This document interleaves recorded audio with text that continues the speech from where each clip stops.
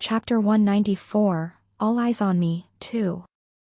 Entering the classroom, I instantly felt countless stares directed towards me. Already prepared for this, I ignored the stares and indifferently made my way towards my seat. Walking towards my seat, I could hear the faint whispering sounds coming from some of the classmates as they stared at me with a look of apprehension. Is that him? Was he really hiding his strength the whole time? Tisk, he's just stealing someone else's credit. He's nothing but a fake. Then how can you explain his E+ rank? Ignoring the whispers and murmurs coming from my classmates, I continued to make my way towards my seat. At the moment I was extremely tired. Having spent most of my morning getting beaten black and blue by Donna, I was feeling lethargic. To make matters worse, my arm was currently spasming beneath my shirt. Recently the problem with my arm has been getting more and more problematic. It was starting to get really annoying as it was impeding me from training with the same intensity as before. Donna did in fact notice this. When she asked me about it, I could only tell her that I had slightly injured myself during training the past few days. Since Donna was not a doctor, she quickly bought my excuse and lowered the intensity of the workout. However, although I managed to avoid getting questioned this time, I knew that this couldn't go on and I had to find a way to purchase an advanced potion to heal my arm. Lazily sitting down on my seat as I interlocked my fingers together and yawned, my eyes drifted towards the left side of the classroom as I thought to myself. She should be able to make advanced potions by now, no? If there was someone that could provide me with cheap and high-quality potions, it was obviously Melissa. Given that Melissa was practically my potion dealer as the deal I had made with her long ago was not just a one-time deal but a long-term one, I could enjoy better quality potions as she improved. The real question now was, did she improve? Now that she was busy with the development of the magic card system, there was a possibility that her progress in potion making stalled. If so, it would be an annoying problem as I didn't want to fork out 35 million U to cure my arm. At least with Melissa, I could pretty much save 80% of the cost as I would only need to provide her with the raw ingredients. Crossing my arms in my seat, I repeatedly nodded my head. Yup, I need to get in touch with Melissa again. Can I seat here? Snapping out of my thoughts, I suddenly heard a familiar voice calling me from behind. Turning around and looking towards my left, I stared at the person who spoke to me. A surprised look appeared on my face as I recognized who the voice belonged to. Kevin? Smiling, Kevin looked at the seat beside me and once again asked, "Can I sit?" Sigh. "Do whatever you want." Staring at Kevin for a couple of seconds, a sigh escaped from my lips as I lazily waved my hand. There was no point in hiding the fact that I was friends with Kevin. Given that I already stood out, Kevin sitting next to me wouldn't make the situation worse. Plus, I kind of felt bad for him. He was just as much of a loner as I was. Apart from Emma and a couple of other people, he really had no friends. Although in the novel he would become pretty close with Jean, that would be at the later stages in the novel, and staring at Jean from the corner of my eyes, my mouth twitched. Indifferently sitting on the left side of the classroom, Jean was probably one of the only people that wasn't paying attention to me as he continued to stare at the front of the classroom with a serious look. Yeah. I don't see Jean ever becoming close to Kevin. Given how unfriendly he had become these past few months, I wasn't sure whether this was a possibility anymore. Even though he was no longer arrogant and looked down on people like before, I felt like his new personality was a bit too serious. If I had to be honest, I had mixed feelings about this. Unaware of what I was thinking, looking at me, Kevin worriedly asked, "Hey, are you doing okay?" "I've seen what happened on the news, it's practically everywhere, are you okay?" Since it was all over the news, Kevin had obviously heard about what had happened with Ren. And unlike the other students that were skeptical about Ren's strength, Kevin was not. After all, he had seen his strength firsthand. Although Ren was weaker than him in terms of rank, Kevin did not think that he was any weaker than him. This was especially since he had seen his sword art firsthand. Fast. So fast that he could barely react. At the moment, Kevin felt that between him and Ren, their strength was approximately the same, with maybe him having a little bit of an edge due to his rank being higher. Hearing Kevin's question, I lazily responded. I'm fine, but why are you sitting next to me? Blinking his eyes a couple of times, Kevin replied. Well, we are friends, aren't we? And so it is only right that I sit next to you, or am I perhaps bothering you? Pausing for a second and staring at Kevin, I was at a loss for words. What he said wasn't wrong. Since he regarded me as his friend and I too regarded him as a friend, what was wrong with him sitting next to me? I guess all those years of being alone caused me to have practically zero social skills. Thinking along those lines, crossing my arms on my desk, I lowered my head and closed my eyes. Nah. It's fine. There's nothing wrong with what you said. Great. Happily smiling, Kevin took out his tablet and other materials for class. Once he put everything on his desk, Kevin looked around the classroom as he softly muttered. Wow, we're really attacking a lot of attention. Hearing Kevin's remark and lifting my head up, I instantly understood what Kevin meant. Currently, practically everyone inside of the class was staring at us from the corner of their eyes as they whispered amongst each other. Although they were trying to be sneaky about it, when almost everyone was doing it, it became pretty obvious.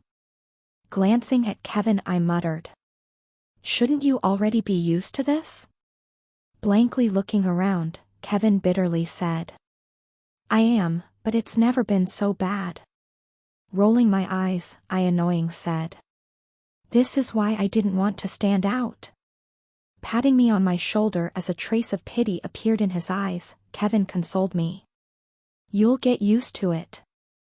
Piss off, I did not have a choice whilst you did.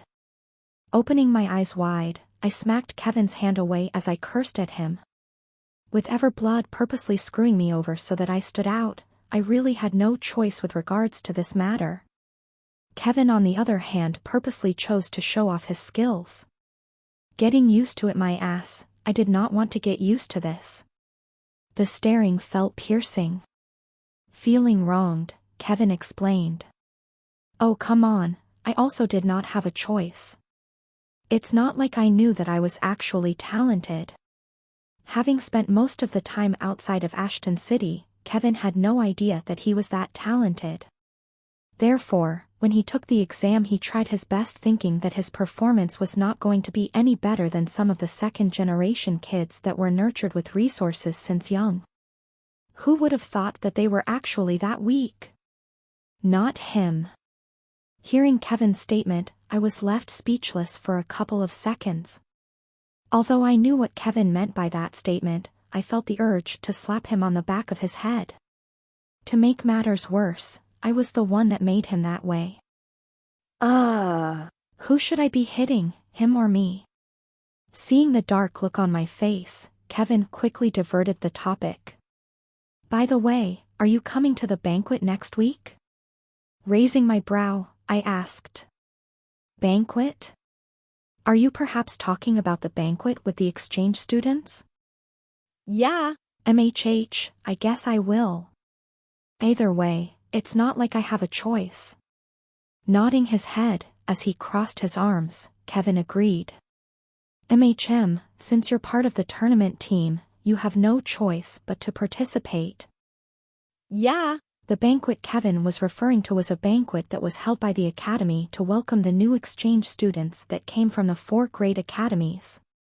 This banquet was mostly something that the academy had set up to give an opportunity to the exchange students and the academy students to interact with one another. The main reason for this was so that the students could build connections and friendships amongst each other. After all, everyone present at the banquet was someone whose future was bright. It was never wrong to make connections with people living in other cities. In hindsight, I think this was a good opportunity for me. Although I could no longer hide my presence as I did before, I think that creating connections was a good way for me to develop my strength. Especially since I would eventually want to expand my influence outside of Ashton City. Thinking thus far, I asked, "When is it again?" Staring at his watch and looking at his calendar app, Kevin calmly answered, "In about a week." Frowning slightly, I asked, "Do we have to wear formal clothes?" Rolling his eyes, Kevin responded, "What do you think?" "That's going to be problematic." "Why?" Scratching the back of my head, I bitterly said, "Because I don't have any formal clothes." "What?" "All of my formal clothes don't fit me anymore. With my physique drastically improving, I no longer could fit into my old suits. To make matters worse, with my fashion sense being quite frankly terrible, I was in a pickle as I did not know what to wear for the banquet." Placing his hand on his chin as he fell into deep contemplation, glancing towards the left side of the classroom, Kevin suggested, "Actually, you can ask Emma with regards to that. She helped me choose one when I had to attend a banquet for my elective last month. Her fashion sense is outstanding." Frowning, I looked to the side where a beautiful young girl with short brown hair sat. Currently, she was sitting next to Amanda.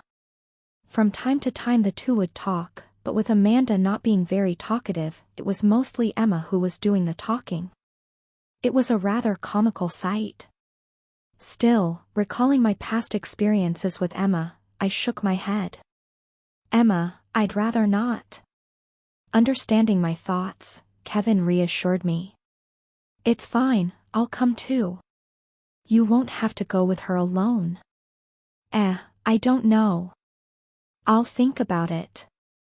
Seeing that I was still not convinced, Kevin suggested, "How about this, why don't we go after class? Since there are no electives today, we should be able to go after class, no?" I'll see."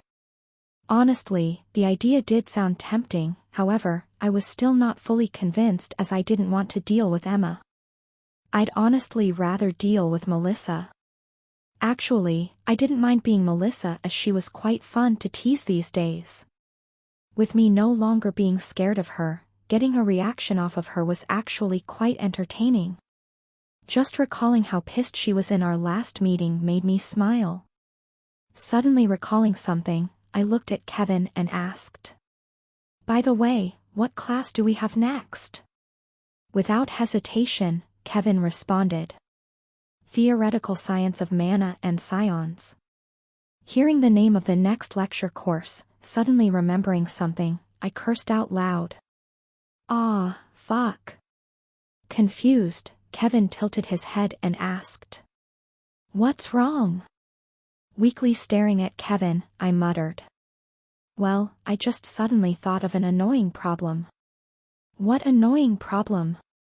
Right before I could answer Kevin, the doors of the classroom opened and a handsome youth with dirt blonde hair entered the classroom. "Everyone please sit down." Blinking a couple of times, Kevin's eyes became cold as he stared at Gilbert, who was slowly making his way towards the podium in the middle of the classroom. Suddenly realizing why I cursed out loud, Kevin looked at me and nodded his head in understanding. "My condolences." Hearing Kevin's comment, my mouth twitched. "What condolences? You're just as much of a target as I am." Silence. "Class is about to start." Suddenly, Gilbert's voice drifted across the classroom as everyone shut up. Smiling gently, he looked around the classroom until his eyes suddenly paused on me. Staring at me for a couple of seconds, Gilbert muttered, "So you must be student Rendover." Instantly, as soon as his words fell, everyone turned their heads in my direction. Feeling the countless stares directed in my direction, I bitterly nodded my head. In the flesh. Alternating his head between Kevin and me, Gilbert nodded his head. I see, I've heard of what happened. It must have been rough. It was all right. Nodding his head, Gilbert smiled as he turned around and looked at the whiteboard before him. In a rather stern tone, he said, "Well, it doesn't matter. I hope you obediently follow the class like the rest of the students here.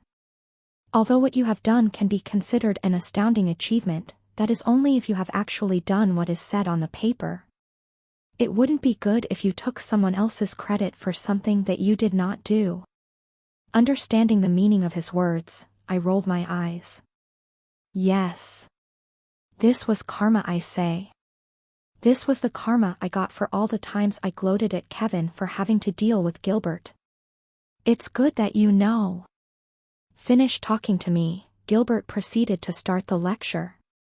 All right, today we are going to be talking about condensing your. Fortunately, Gilbert was rather tame today.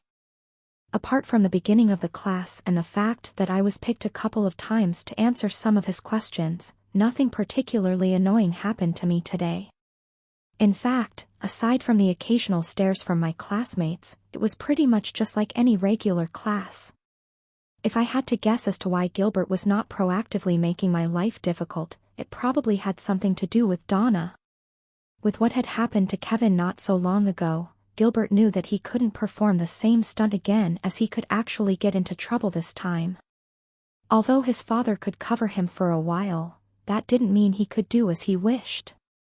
Especially since the headmaster of the academy was also an SS-ranked hero.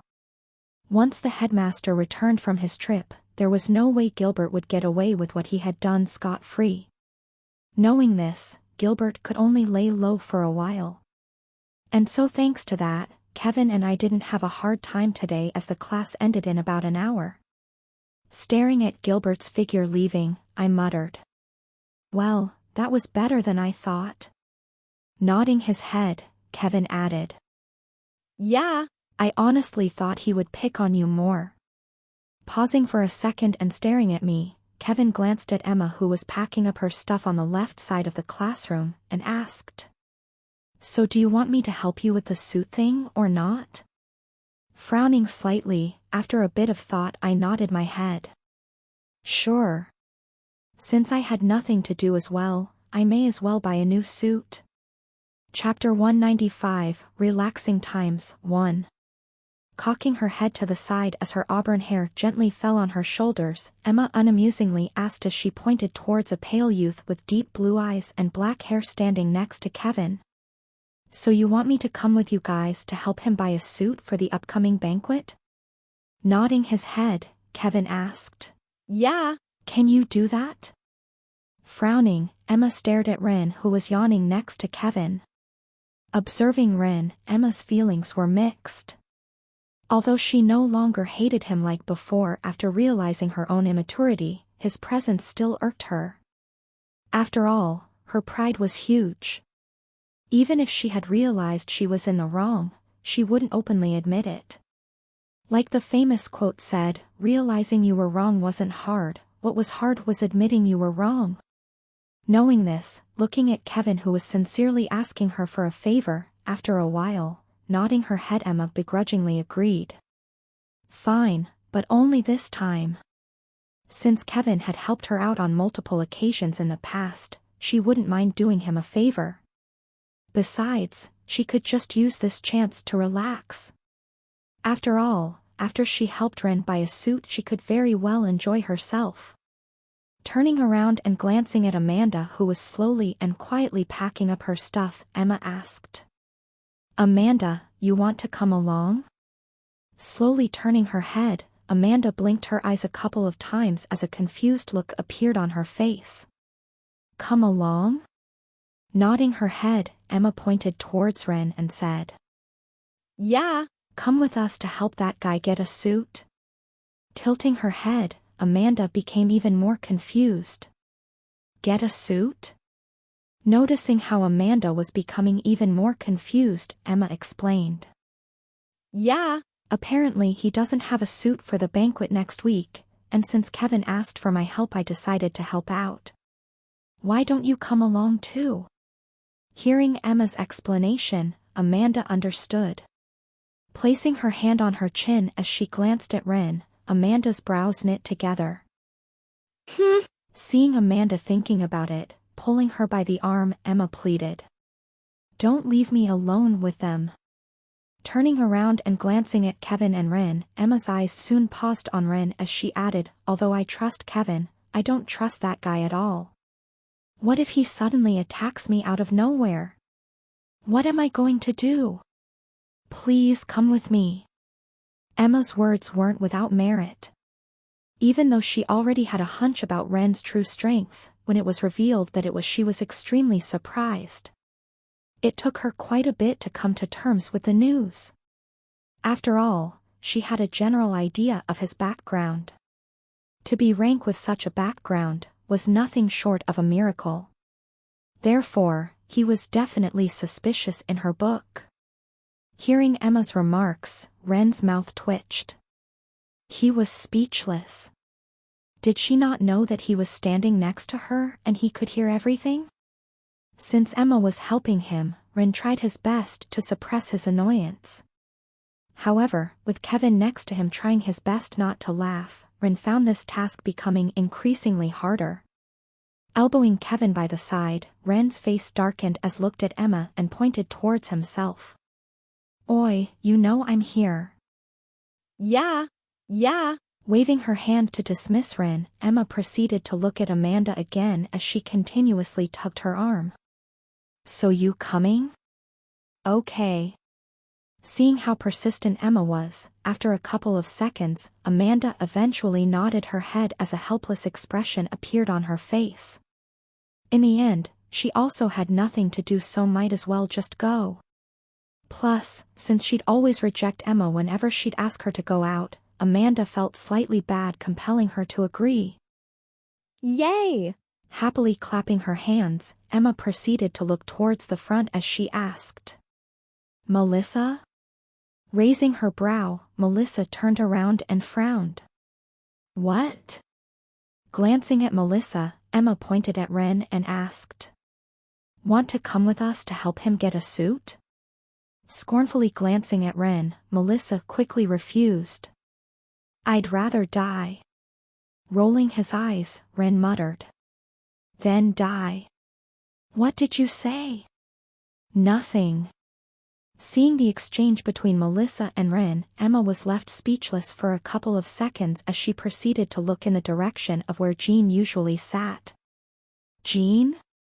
However, before she could even ask Jean, Emma suddenly realized that he had already left the classroom. Seeing this, Emma annoying muttered. Forget I even asked. Ever since the trip to Hallberg, Jean started to become more and more antisocial. Although he was already antisocial, these days it was much worse as he did not interact with anyone. With Emma having met Jean at an early age due to her dad's job, she naturally was able to see how much Jean changed. If before he was arrogant and cold, this time he was just cold. He was essentially a male version of Amanda that was far less likable.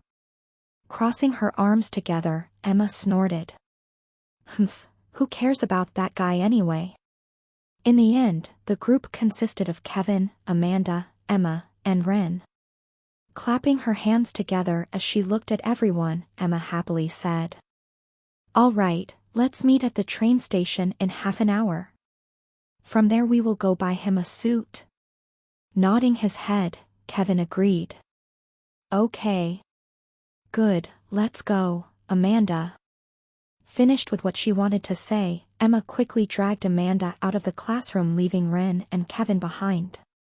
Turning around and staring at each other for a couple of seconds, Kevin broke the silence as he asked. Ren, are you going back? Blinking a couple of times, Ren turned his head around and stared at Melissa's figure in the distance. Shaking his head, he responded. You go back first, I need to ask Melissa something. Taken aback, Kevin asked. Melissa? Yeah. Opening his mouth as he wanted to say something, Kevin eventually shook his head and wished him luck. Okay, good luck. Having interacted with Melissa before, Kevin knew her character well. Therefore, he was naturally aware of the troubles that Ren was about to face. Thus, as he silently prayed for Ren, Kevin left the classroom. Unaware of Kevin's thoughts and staring at his figure leaving the classroom, turning around and glancing at Melissa who was just about to leave, I called out, "Melissa, wait, I need to ask you a favor." Without looking at me, Melissa coldly said, "Don't want to hear it. Just text your request to me in the form of a message. Come on, it'll only take a minute." "Nope." "Pretty please?" Turning her head around and disdainfully looking at me, Melissa irritably said, "Is this your way of convincing me to stay? 'Cause you're not succeeding." Smiling, I replied, "I'll keep annoying you if you don't listen." Hearing my response, Melissa's footsteps halted. Without turning around, she said, "Make it quick." Seeing that I had succeeded in getting her attention, I cut straight to the point. "All right, fine, I'll get to the point. I want you to make me a potion." Frowning, Melissa repeated, "A potion?" Nodding my head, I reminded Melissa of the deal that we had made a while back. Yeah. "Don't forget the deal we made." "That." Reminded of the deal, Melissa froze for a second. "Yup, that." Nodding my head, a smirk appeared on my face. How could I not remind her of the fact that she was my potion slave? Sigh. After a while, rolling her eyes as a large sigh escaped from her mouth, Melissa annoying asked, "What do you need?" Without hesitation, I responded, "An advanced healing potion would be ideal. Only an advanced healing potion could help me heal my arm. Aside from that, there was nothing else that could help me fully recover the senses of my arm. I could technically opt for direct surgery.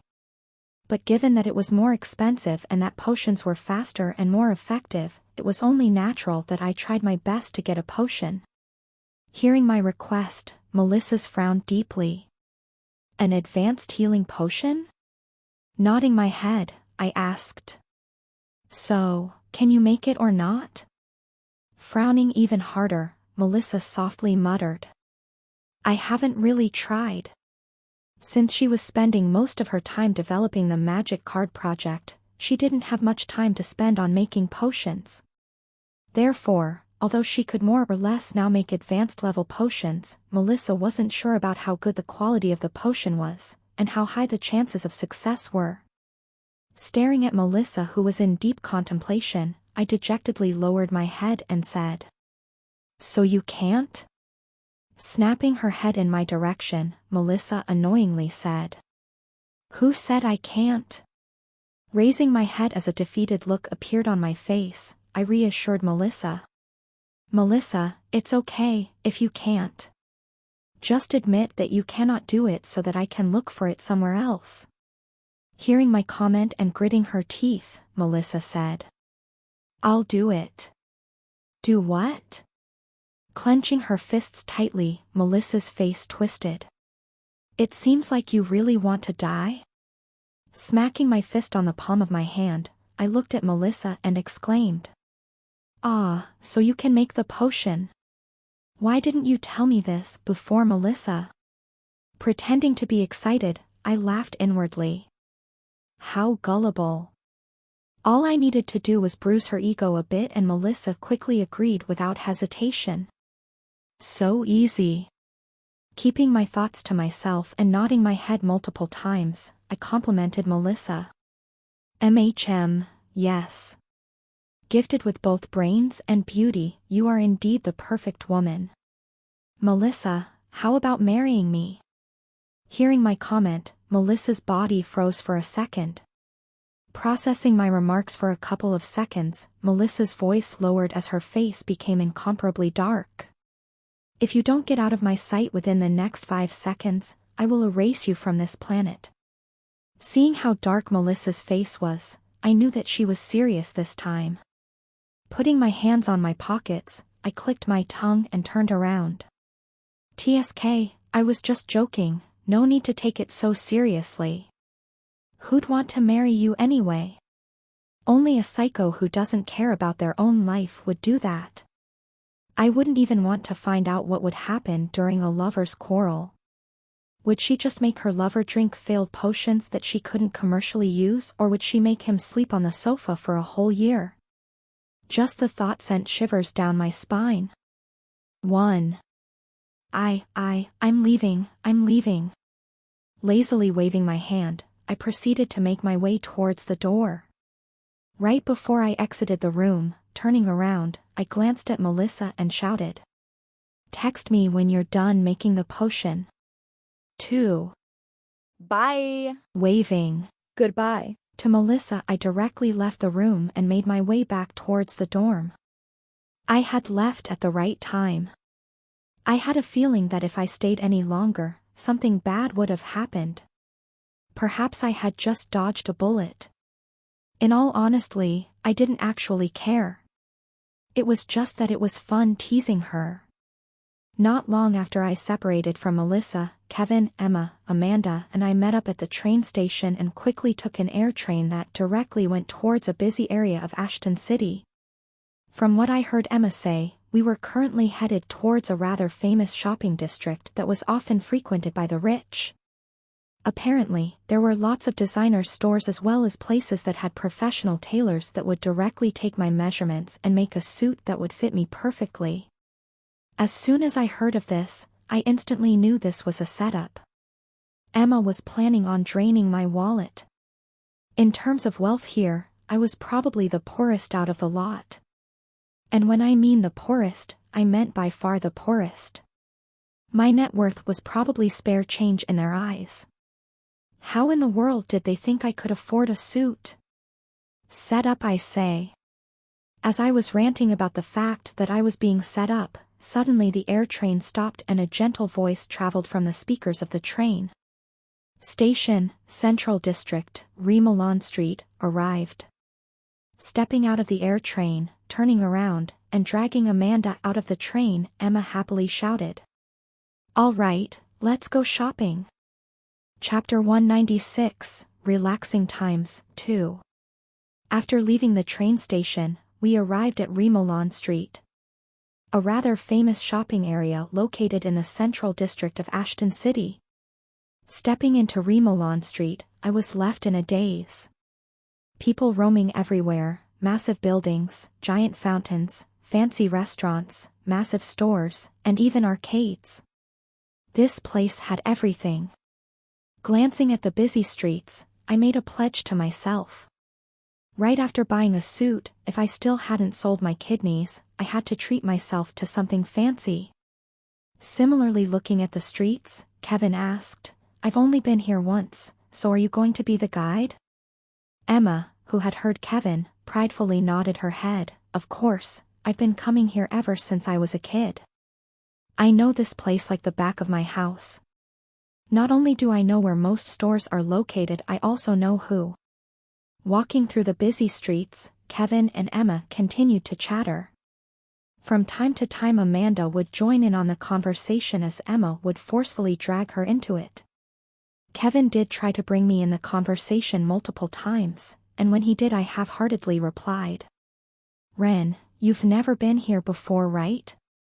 No, I have not. Well, I've only been here once, so I guess I'm just as clueless as you are. I guess so. While Kevin and I were talking, Emma's footsteps halted. Following her example, I along with Kevin and Amanda also stopped. Looking up, I soon noticed that we had stopped in front of a large transparent door. Behind it were countless mannequins wearing different sets of clothes. From suits to regular shirts, the mannequins wore different matching sets of clothes that perfectly complemented each other. Taking my eyes away from the mannequins, the first thing I noticed as I took a closer look at the store before us was a large sign with the words, Shipland Tailor and Clothing, engraved on it. This the place? Yup, I know the manager here, so he can help you with regards to the suit. Moreover. Looking at Amanda, Emma excitedly said. This place doesn't only sell suits but also sells other types of clothing. Women too? Nodding her head in confirmation, Emma placed her hand on the door handle and casually pushed it open. All right, let's go in. Soon, the interior of the shop became visible for anyone to see. Just like Emma had said, the shop was divided into many different sections, as there was a woman's section, a male section, and a kids section. Each section had different types of clothes with different prices on them. Where are the suits? As I entered the store, I was a bit on the fence. The store didn't look like a store that made suits. Although I did in fact see some suits on display, they weren't anything fancy nor were they of high quality. I'm sure Emma wouldn't just bring me here without reason. Casually looking at the store, Emma replied. Before we get you a suit, why don't you choose some clothes first? Me? Yeah. I first want to see what types of clothes you wear. From there we can choose a proper suit for you. Sure. Realizing her intention, I nodded my head. That made sense. Since Emma was choosing a suit for me, she had to get a better idea of my tastes. After all, this was a suit for me, not for her. If she didn't know my tastes, she wouldn't be able to help me. All right, I'll be back shortly. Separating from Kevin and the others, I looked through the shop as I picked some of the clothes that I liked. Fortunately, there were a lot of options available in the store. All sorts of shirts, pants, and t-shirts were displayed in the store. There were so many options that I honestly couldn't choose. They all looked good to me. This looks like it matches. After a while, picking a couple of shirts and pants that I particularly liked, I made my way towards the changing room and got dressed. This looks good. After putting on the clothes and staring at my reflection in the mirror, I nodded my head in satisfaction. Reflected on the mirror was me wearing a nice Hawaiian shirt tucked in between some slick brown pants that reached all the way to my ankles. I left a slight gap in the middle of the t-shirt to further emphasize my chest. The more I looked at myself, the more satisfied I was with my look. Touching my chin, I mused. I feel like I'm missing something. Maybe sunglasses? If I had sunglasses, I would without a doubt look better. Sunglasses with a Hawaiian shirt, now that's what you would call a matching combo. Still, it was best if I asked the others about their opinion. After all, I couldn't wear sunglasses at the banquet. Exiting the changing room with the clothes still on, I waved at Kevin and the rest in the distance. Posing slightly, I asked. Hey, what do you guys think of this? Kevin. Emma. Amanda. Covering her face with the palm of her hand, Emma muttered. He's a lost cause. Simultaneously nodding their heads, Kevin and Amanda couldn't agree more. I agree. MHM. Noticing their reaction, I became slightly flustered. What? It looks nice though. I really liked what I was wearing. I had spent a lot of time choosing these clothes.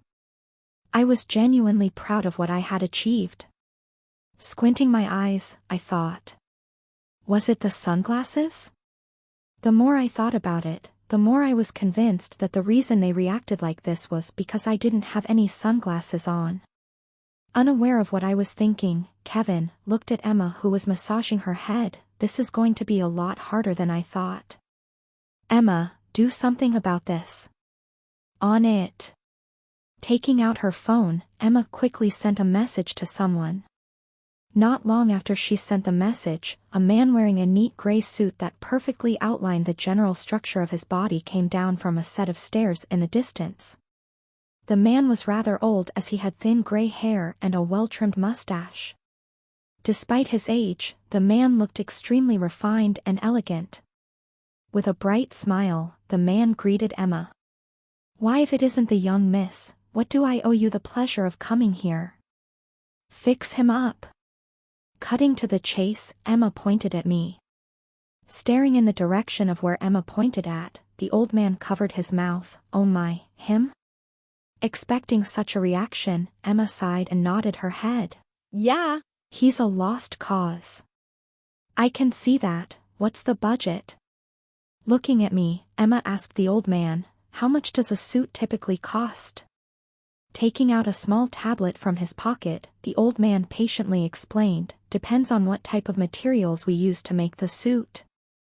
Generally, our prices usually range from 5,000 U all the way to 100,000 U. With 100,000 U using the felt of some beasts coming from the outer regions. Hearing Emma's and the man talking, excluding their *T talk, one thing caught my interest. The prices of the suits. They were much cheaper than I had expected. Perhaps because I tended to spend millions of U with every purchase I made, the price for suits seemed rather cheap to me at the moment. I had honestly expected to be asked an absurd amount of money to make a suit, but I guess my perception of money had inflated too much. In the end, interrupting the discussion Emma and the old man were having, I chose the most expensive option. Give me the best that you've got. Since I could afford it and it wasn't going to hurt my pockets, I may as well go all in. With a big smile on his face, the old man caressed his hands. Turning around, the old man urged me to follow him. Very well, please follow me so that we can take your measurements. Sure. Scrolling through the tablet that the old man held before, Emma casually said, whilst you take the measurements, I'll choose the suits with the others. Halting my steps, I protested, wait, why can't I choose? Right after my words fell, everyone stared at the clothes I was wearing. As if stating the obvious, Emma disdainfully said, what gives you the right to ask after wearing such monstrosity? Offended, I looked towards Kevin for moral support. Was it really that bad? Deeply staring at me, Kevin bluntly nodded his head, yup. With a hurt look on my face, I looked at Amanda. Feeling my gaze, Amanda turned her head to the side and pretended that she didn't see anything.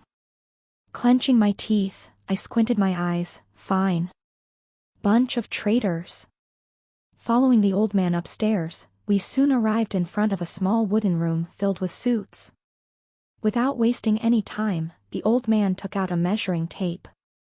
Using the measuring tape, the old man measured every part of my body from waist, chest, calves, and biceps. All right, we're done. A minute after he took the first measurement, the tailor quickly wrote down all of my sizes on a piece of paper. Once he finished taking my measurements, we quickly headed back downstairs to meet the others. Noticing my arrival, Emma casually glanced at me. You're done? Yeah. Squinting my eyes, my sharp gaze met Kevin's. After a couple of seconds, unable to bear my piercing stare, Kevin lowered his head. That's right. Lower your head, traitor.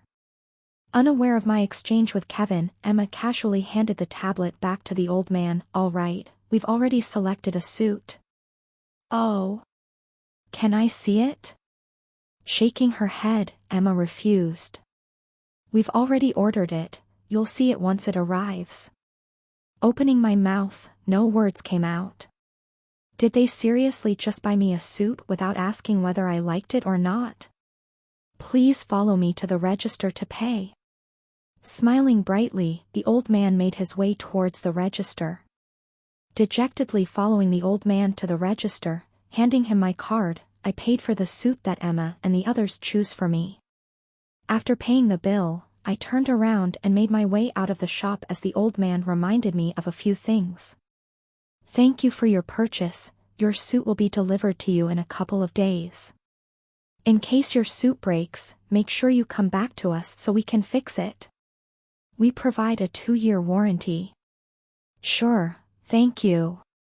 Exiting the store and reuniting with the others, Kevin checked his watch and asked, where should we go now? With me having finally purchased a suit, we now had time to properly enjoy ourselves and do whatever we wanted. Emma was especially excited at the moment as her eyes shone brightly. Looking towards the distance, she exclaimed. Arcade. We are going to the arcade. Without waiting for anyone else to respond, Emma grabbed Amanda by the arm and forcefully dragged her into the arcade. From how fast she was moving, she seemed to be itching to go. Staring at Amanda, who was helplessly being dragged around by Emma, a trace of sympathy flashed across my eyes. This is why she always rejects Emma. How did you know? Confused, Kevin asked. To which I shrugged my shoulders and casually said. Just a hunch. What a terrifying hunch. Glancing at me and nudging his head, Kevin suggested. So, we also going to the arcade? But of course. Without hesitation, I replied. I was also raring to go to the arcade. Especially since I was really curious as to how arcades in this world looked like. Would there be 4D Pac-Man games? 4D Donkey Kong? Just the thought made me excited. Following Emma through the busy streets, we soon arrived in front of a large building with a large sign with Blisscore Arcade engraved on it as different lights blinked around it. By the time Kevin and I arrived at the arcade, Emma and Amanda were already long gone. A small crowd appeared at the front of the building as they stared at the insides of the building with interest. Multiple different lights flashed from the insides of the building, as we could faintly hear the sound of music playing. This the place? Should be. Staring at the crowd outside of the shop, Kevin asked, should we go in? Yup. Pushing through the small crowd that had gathered at the entrance of the building. Lifting my sleeves up, a smirk appeared on my face. Make way for me, you noobs. If there was one thing I was good at back in my world, it was the arcades. Whenever I had spare money, I would always go to the arcade to play some games. After having accumulated countless hours of experience, I was confident. I was confident that there was no game I couldn't beat. Chapter 197, Relaxing Times, 3. How much do you want to change? Let's go with 5,000 you first. With a bright smile, the cashier of the arcade greeted me. Handing my card to the cashier quickly scanned the card and handed me a black card along with my bank card. Thank you for your patronage. Yup. Sure. I took the card and turned around. To be honest, I was just as excited as Emma was. I loved arcades. Glancing behind me, I looked at Kevin, who was patiently waiting in line, and shouted. I'm gonna go play some games, meet me once you're done. Turning his head, Kevin nodded his head. Sure. All right. Roaming the arcade, I couldn't decide on which game to play first. Which game should I play first? Should I try the classics or the new ones? Oh, that one over there looks nice. There were just so many games that I wanted to play. From the virtual race car game to 4D Pac-Man, there were just so many options to choose from. This is rigged. Whilst I was pondering on which game I should play, I suddenly heard a familiar voice in the distance. Without even needing to look at who the voice belonged to, I instantly knew that it belonged to Emma. Turning around and glancing in her direction, I spotted her fiercely staring at the machine before her. Poor Amanda was next to her trying to calm her down. The sight looked rather comical. Emma, please don't shout. Is money what you want? Take it, I've got enough for the likes of you. Ignoring Amanda, Emma furiously glared at the machine as she cursed. Ah, she's playing the crane game. With her hand carefully controlling the joystick of the machine, Emma's lips were plucked outwards as she fully immersed herself in the game. Lowering the crane, Emma successfully picked up a stuffed teddy. Excitedly looking at Amanda, Emma exclaimed. I can feel it, this time I'm going to win. MHM. Having heard the same words more than 5 times already, Amanda bitterly nodded her head. I've got this, come on. With her tongue out, Emma slowly moved the joystick. She was so immersed in the game that she did not notice me coming from behind her. Controlling the joystick, Emma tried to move the claw towards the small hole on the bottom left of the machine. Unfortunately, she failed as the teddy bear fell before she could reach the hole. When she saw this, Emma's face turned red. Shh. *T. Sitting down on the machine next to her, I said, "That's not how you do it." Turning around, Emma shouted, "Who is it?" "It's me."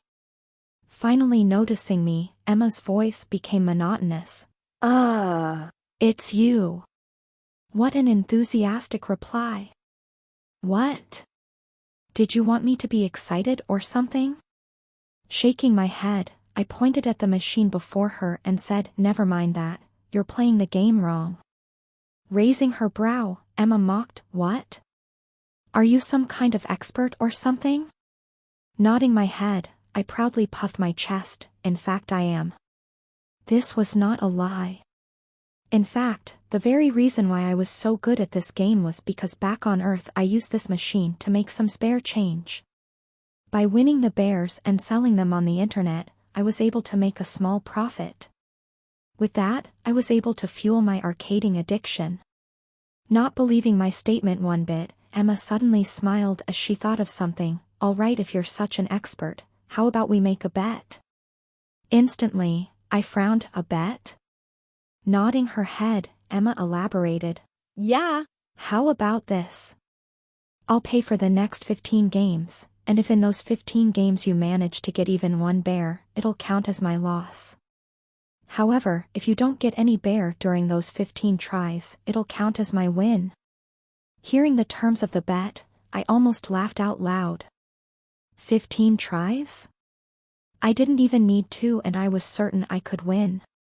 Trying my best to keep a straight face, I frowned slightly. With a solemn expression on my face, I nodded my head. "Sounds fair. What are the terms of the bet?" Having caught my interest, Emma laughed inside of her heart. She knew that she had baited him. It was already her 50th try, and she had still not got a bear. The machine was rigged and Emma knew it. There was no way she was going to lose this bet. This was her chance to get back at him. Trying her best to keep a straight face, Emma proposed. "If you win, dinner's on me. Regardless of place, I will pay." "What if I lose?" Emma smirked. If you lose?" Crossing her arms, Emma cocked her head up a little. "If you lose, I want you to apologize to me." Hearing the terms, I tilted my head. "Apologize? Apologize for what?"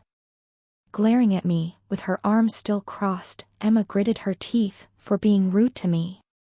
"What? When have I ever been rude to you?" Snapping her head at me, she bared her teeth. "Don't pretend that you don't know." "Okay, sure." Seeing how snappy she was being, with a confused look on my face, I didn't ask for more details. Even though I didn't know what she was talking about, it didn't really matter. I was gonna win anyway. I was that confident in my skills. With a confident look on her face, Emma extended her hand. "Deal?" "Humph, let's see for how long you can keep that arrogant attitude of yours. I'll use this chance to get my revenge on you." Irked by her attitude, I smiled and shook her hand. "Deal. Since you're asking to be humiliated, don't blame me for humiliating you." Turning her head towards Amanda, Emma said, "Amanda, you can attest for the bet." Alternating her eyes between me and Emma, Amanda helplessly nodded her head. "Okay." Tapping her black card on the side of the machine, the number 15 was instantly displayed on the right side of the machine as the mechanical claw returned to its regular position. Standing up and taking the seat next to it, Emma smiled as she patted the machine. "All right, you can start." "I won't be polite." Taking Emma's seat, I took the joystick. In one swift motion, I quickly moved the claw machine to the right. Stopping right before one of the bears, Standing up, I looked around the machine to see if I had gotten my angles right. In order to make the game harder, the workers tended to change the strength of the claw throughout the day. Knowing this, I knew that I couldn't rely on the claw of the machine. Only proper angles could help. Perfect. After finding the right spot, sitting back down, I pressed on the red button of the machine. Staring at me intently, Emma snorted, "Humph, I want to see where your confidence comes from." Emma firmly believed that the game was rigged. There was no way he could win. Unfortunately for her, she had spoken too soon. As soon as the claw clutched the bear, it quickly went back up and deposited the bear in the bottom left compartment. Staring at the bear in my hand in disbelief, Emma's face turned red as her voice raised a few pitches. What? Impossible. Smirking at Emma, I casually said, "I guess dinner is on you today." Recovering from her stupor, Emma gritted her teeth, "Why you?" Raising my brow, I teased, "What, you not going to honor the bet?" "Who said I'm not?" "Amanda, let's get out of here." Gnashing her teeth, Emma tried to drag Amanda a ways. At the moment she wanted to bury herself inside of a hole. She was too embarrassed. Seeing that Emma was about to leave, I shouted, "Wait, who said I'm done? You think I'm just going to let you run away after only one bear? No, no, no. I was going to thoroughly crush her pride today." Halting her footsteps, Emma looked at me in confusion. "You're not done? Watch me." Turning around, I once again repeated the same process. This time, I failed. Seeing me fail, Emma felt slightly better as she couldn't resist the urge to mock me. "I guess you were just lucky." Glancing at her from the corner of my eyes, my lips tugged upwards. "Oh really?" "Yup, just dumb luck." Smirking, I once again turned my attention back to the claw machine. Repeating the same process as before, this time I succeeded. Opening her eyes wide open, Emma's mouth dropped to the ground. What? How come?" Staring at Emma, I mocked, "Luck." Gnashing her teeth together, Emma's chest heaved up and down unevenly. Not bothered by this, I turned my attention back to the game. For the next couple of minutes, I continuously harvested teddy bears as a crowd slowly formed around me. Not minding it one bit, I skillfully controlled the joystick and once again took another bear. And that's the 6th. In the end, after I used up all of the 15 tries, the total harvest came to 6 bears. Emma, who stood by the side, looked as though she had seen a ghost as her complexion was extremely pale. Pointing at me, she weakly said, "Why, you're cheating." Rolling my eyes, I retorted, "I've been using the same machine you were using before. If I had cheated, someone would have been able to tell. Moreover, you were right next to me the whole time. If I had cheated, you would have noticed it immediately." Unable to refute, Emma dejectedly lowered her head in defeat. "GHH. Here." Ignoring Emma, I casually threw one of the teddies in Amanda's direction. Confused, she asked, "Me? Take it, I don't need this teddy." From the very beginning, Amanda had been staring at the bears with a longing look on her face. I wasn't dense. With her secretly loving cute things, I knew that she wanted the teddy bear. Thus, I gave her one. The other 5 were for Nola. "Thank you." Thanking me and taking the teddy, Amanda's face did not change. Seeing her reaction, I shook my head. Even though it did not show from her expression, at the moment she was very happy. I could tell, since whenever Amanda was happy, her brows tended to go up. Just a small character trait that she had. Weakly tugging Amanda's sleeves, Emma said, "Let's go, Amanda. I'm no longer in the mood to play this game." "Okay." Putting all of the teddies in my storage space, we went out separate ways. During the time, I roamed around the arcade looking for new games to play. In the end, we spent a total of 2 hours inside of the arcade before we finally decided to leave and have dinner. To honor her bet, Emma invited everyone to a fancy restaurant that resided on the top of a high-rise building. Since it was free, I naturally did not hold back and ordered the most expensive dish they served. Steamed arcane sparrow glazed sprinkled with a touch of white truffle and a side of foie gras. With her mouth open, staring at me who was gulping down the food like a starved beast, Emma exclaimed, "Although I said I was going to pay for everything, did you really have to order the most expensive dish? 2 at that?" Stuffing myself with the food, I gave Emma a casual look. "You're loaded anyways, this is merely spare change for you." "No, that's not the point." So? "Good." Ignoring Emma, I blissfully ate the food before me as my tonsils jumped with joy. With every bite of the dish I took, juices would come rushing into my mouth, promoting me to eat more. Staring at me, Kevin shook his head as he tried to console Emma. On the other side of the table, sitting next to me, with a knife and fork, Amanda cut the steak before her as she took small bites of the steak. Ignoring the others, as I ate my food, I couldn't help but reminisce at my past self back on Earth, where I would continuously eat fast food every day as it was cheap. Even after I came into this world, I had not treated myself to proper high-end food. I have to say, after today, my palate will forever be changed. Instant noodles? To hell with that, I say. After an hour, I was finally stuffed. With a dark look on her face, Emma went to the cashier and paid for the food. In the end, the total bill for the food came at a whopping 750,000 U. As the food was made from rare beasts and herbs, it was naturally very expensive. Staring at the bill in Emma's hand, I took a step to the side and whistled in the air. Let's just pretend that 450,000 of that 750,000 wasn't just me. Unfortunately, my wish did not come true as Emma glared and cursed at me. "You! How can you eat so much? You pig!" Shrugging my shoulders, I hid behind Kevin. "You are the one who proposed the bet. It's on you, not me, plus you're rich anyway, this shouldn't be too much for you anyways." "Humph." Crossing her arms, Emma turned her head away from me and proceeded to ignore me.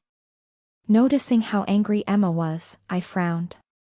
Why is she reacting this much? I was honestly confused. Since I had created her, I knew her character best. And I knew that she wasn't a stingy character, as she never bothered forking out millions of you for useless stuff. Stepping in, Kevin tried to calm Emma down. "All right guys, calm down, how about we go back to the academy for now? It's already getting late."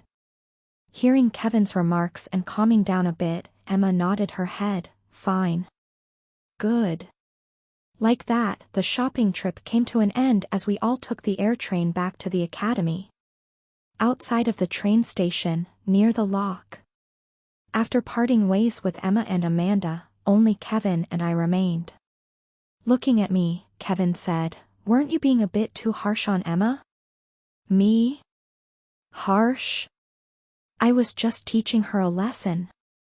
"What lesson?" Without hesitation, I replied, "Don't bet against me. You're bound to lose if you do so." Unless I was certain about my victory, I was not the guy who would take a bet. That was my principle. Therefore, if I ever accepted a bet, it was because I was certain that I was going to win. Shaking his head, Kevin patted me on the shoulder and changed the topic, "If you say so. Anyhow, I wish you the best of luck for tomorrow." Confused, I looked at Kevin. "What are you talking about?" Smiling mysteriously, Kevin didn't answer as he walked towards his dorm. "Good luck." "Wait, hold on, tell me what's going on."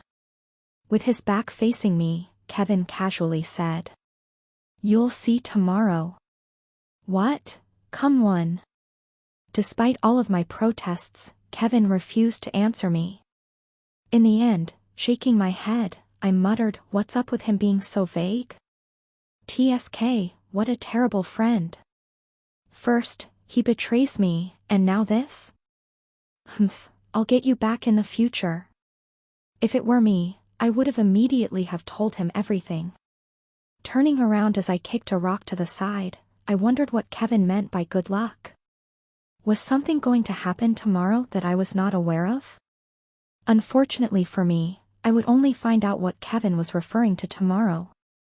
And when I did find out, my face twisted so much that my charm dropped all the way down to H rank. Chapter 198, Dominating Through Fear 1. Late night. After returning from her short shopping trip, Emma laid down on her mattress exhausted. With her short brown hair scattered on the bed, Emma scrolled through her phone. Thinking of something, Emma opened her bank account and checked her balance. Account balance, 7,472,060 U. Seeing the number, Emma ground her teeth and muttered, "What a pig." During her small trip, she had planned on only spending at most 100,000 U. She had not expected herself to fork out 750,000 U. This was way beyond the budget she had set herself. In fact, spending 100,000 was already too much for her at the moment. Normally, she wouldn't have minded. But her current circumstances weren't normal. Looking at how much money she had in her bank account, Emma felt bitter. How long will this last me? She truly regretted betting with Ren. Had she not bet, none of this would have happened. At that moment, Emma's phone rang. Checking who the sender was, Emma's face darkened. It was her uncle. "Hello, Emma, how was your day?" Clenching her teeth, Emma picked up the phone and replied, "Everything is fine, thank you, uncle." "That's great, but Emma." "Yes. Did you go out today?" Seeing the message, Emma's face contorted to a frown. "How is that any of your business?" Forcefully trying to calm herself down, she replied, "Yes, with two of my friends." Ren was definitely not her friend. "That's good, but do you still have enough money? I hope you're still not mad at me for blocking your card. With your dad leaving all responsibilities to me, we have to take precautions." Bastard. At her father's mention, Emma felt truly enraged. Ever since her father caught wind of a secret plot that the Monolith was brewing in preparations to attack Ashton City, as its city mayor, her father had no other choice but to leave and prevent their plans. This was 4 months ago. Right now, with her father gone, her uncle was the one in charge of the family affairs. He did not like Emma. With Emma being the direct inheritor of her Rochefield family, her uncle was jealous. He too had a son. However, he was only 10 years old. Given how young he was, he did not stand a chance at inheriting the family's leading position. He was just like him, stuck in his brother's shadow. How could he tolerate that? Therefore, when the opportunity presented itself, Emma's uncle tried to do his best to suppress her. One of the first things he did was block her card. With the excuse of Emma spending too much money on useless stuff, her uncle managed to convince the others to freeze her card until her father came back. Obviously, Emma knew this, however, with her father gone she could only swallow this bitter pill. Suppressing her rage, Emma cut the conversation short. "I understand, uncle, do not worry about it. I have to go to sleep now as classes start early in the morning, good night." Without waiting for her uncle's reply, Emma threw her phone towards the other side of the bed. Tucking herself inside of her blankets, she cursed. "This fucker." Same time, the room next door. Returning to her room, Amanda carefully walked towards one of her drawers. Taking out a stuffed teddy, Amanda carefully placed the teddy on top of the drawer. Facing her way. Looking at the teddy, Amanda nodded her head in satisfaction. She really liked the teddy. Ha. After carefully putting the teddy on the drawer, tired, Amanda buried herself on her bed. A lot of things happened today. What seemed to be a regular day like any other turned out into an outing with Emma, Kevin, and Ren. She normally disliked such outings as she hated crowds. However, with everything that had happened today, she couldn't say she disliked it. It was fun. Suddenly her phone rang. Ring. Ring. The caller ID was Maxwell Benson, her personal assistant. Amanda picked up the phone. Yes? Maxwell's voice was pleasant to the ears. Neither hurried nor slow. As Amanda listened to what he wanted to say, a look of understanding appeared on her face.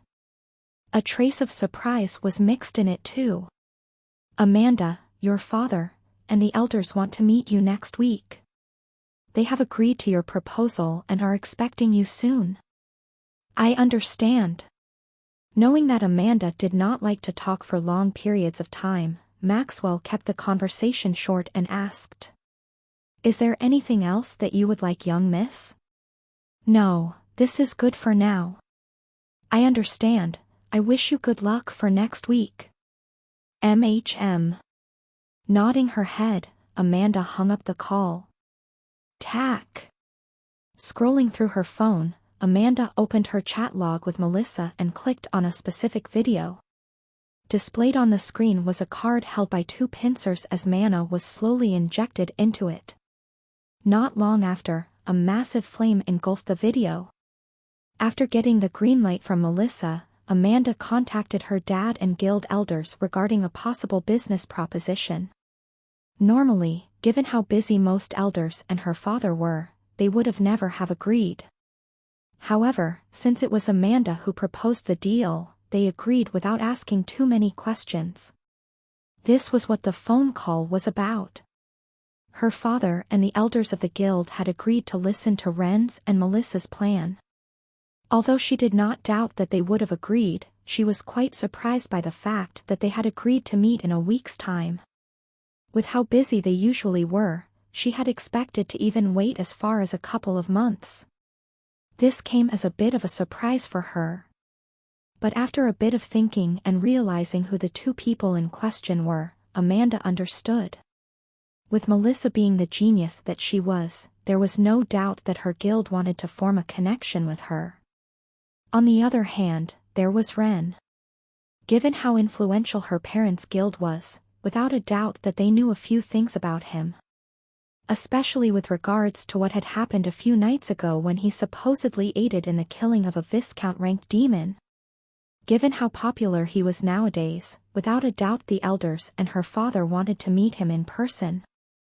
Rank at age 16. Though Amanda expected this somewhat, she was still shocked.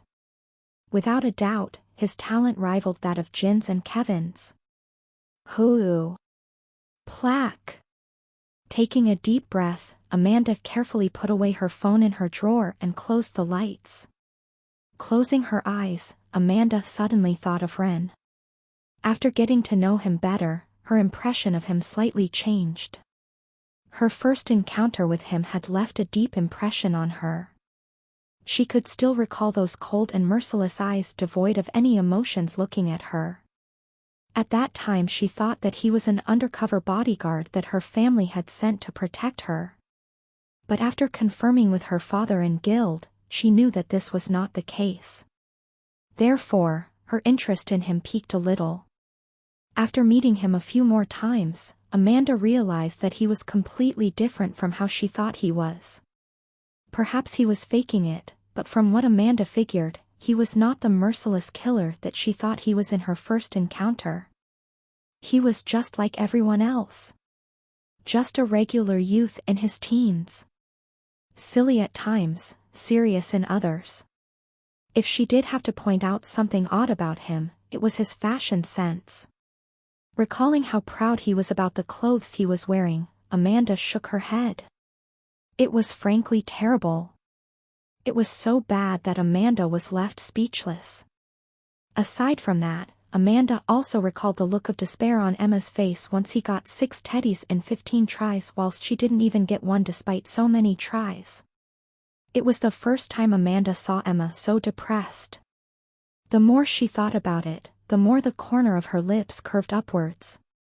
Suddenly a strange noise came out of her mouth. Coo. With the corner of her lips curved slightly upwards, Amanda slowly lost consciousness. That night, Amanda slept more peacefully than usual. Lunchtime, 12 p.m. Class A25. Standing before me, a student wearing a similar azure-colored uniform pointed in my direction and shouted, "Randover, I challenge you to a fight." Opening my eyes wide, I glanced towards my left where Kevin sat. He had an all-knowing smile on his face. The smile didn't last for long though.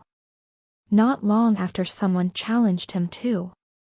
However, unlike me, he was challenged by an exchange student. The exchange students were currently not mixed with us yet, as that would start next week after the banquet was held. The reasoning for this was simple. The courses between each academy were different. In order for the exchange students to follow our class, they needed a week or so to adapt to what our academy was teaching. Given how different some of the materials were, if they were suddenly put in our class, chances were that most of them wouldn't understand a thing. This would pretty much ruin the whole point of the exchange. If their students learned nothing from this, what was the point of sending them here? Looking down on me, the youth proudly puffed his chest. His voice raised, "So? Are you going to accept my challenge or not?" The youth's name was Haris Para, and he was ranked in the top 50s. Ever since yesterday, the youth before him, Randover, had been appearing all over the news. He did not believe it. He believed that he was just someone that happened to show up at the right place at the right time. Killing a Viscount-ranked demon at the age of 16? Who was stupid enough to believe that? Certainly not him. That's when Haris suddenly had an idea. What if I use this chance to crush him and make my name famous? If he crushed the talk of the city who was deemed the next prodigy, wouldn't everyone think he was the prodigy? The more Haris thought about it, the more convinced he was about his conjunction. Staring at Ren with burning eyes, he repeated, "What about it, huh? You accept or not?" Looking up at the youth before me, and more or less understanding what he was thinking, I frowned. Should I reject him? It's not like he could force me to fight. If I rejected him, the worst that could happen would be him humiliating me in front of everyone in the classroom. Which frankly speaking didn't bother me at this point. I did go through this for half a year after all. However, I shook my head. No, there is no need for me to run anymore. In fact, I should use this opportunity. Having come to a resolution not long ago, I knew that I no longer needed to avoid such situations. Use this opportunity to thoroughly set an impression on the others. With the aid of this extra, I should use this chance to thoroughly implant a deep impression of myself to the others. One that would make them not dare bother or challenge me. I no longer needed to remain hidden and avoid conflicts. With my rank and name known by the most influential people in the city, I knew that hiding was pointless. It was about time I revealed some of my abilities. Seeing me shake my head, the youth's lips curled upwards as he mocked. Are you refusing? Are you perhaps scared? It's fine, I won't bite. Shaking my head, I deeply looked at the youth before me.